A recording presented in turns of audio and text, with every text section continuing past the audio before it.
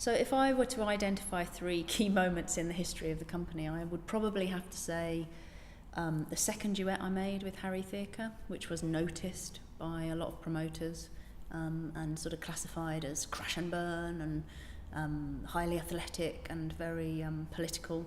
It was based on some feminist politics that I was thinking about at the time. And I think it was noticed because I was equal on stage to Harry, and lifting and throwing him around as much as he was throwing me around. And that was part of the vogue at the time, but it was also quite unusual to see it so close up and personal, I think, and intimate.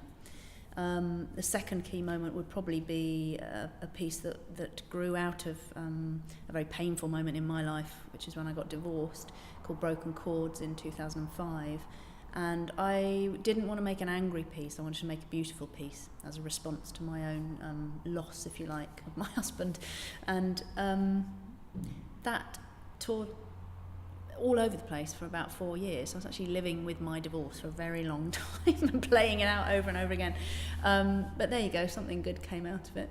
But it was a strong piece of work, a beautiful piece of work. It was the first really consolidated middle scale piece that I made, and it was known as the piece with the chairs, and still is known as the piece with the chairs, and written about a lot, and very highly acclaimed actually.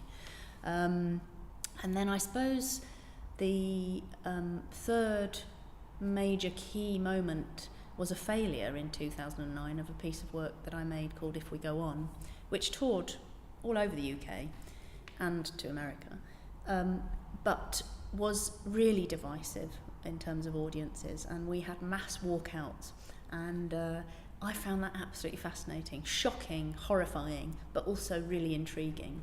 And the worst event was doing British Dance Edition in Birmingham in 2010, I think it was, and half of the audience of international promoters walked out, which again you might say that's the end of my career, but actually the Arts Council really enjoyed that provocation, and it went down as quite a moment in our history and in, I think, the history of dance theatre in the UK. So really contradictory moment for me, but it then inspired me to sort of make something completely different. And actually the piece that followed, which has also toured 4 times and been hugely successful in my world, is actually the If We Go On set reversed, as and only I know that, but it's basically going like that to everyone that saw If We Go On, because we thought it was really interesting.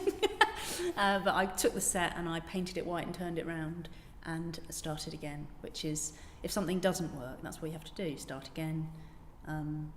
But you're still using the last thing that happened as the beginning of the new thing. So If We Go On was chaotic and painful and made actually in the throes of fertility treatment, which sent me completely mad for 4 years, and the loss of many pregnancies. But also out of that grew a clarity once that process stopped for me. And the result, if you like, was Motherland. And I am now a mother, which, I've kind of... I suppose I've ridden the waves through my work of my own personal experience, and through that hopefully have connected with other women and men who've seen those experiences played out on stage.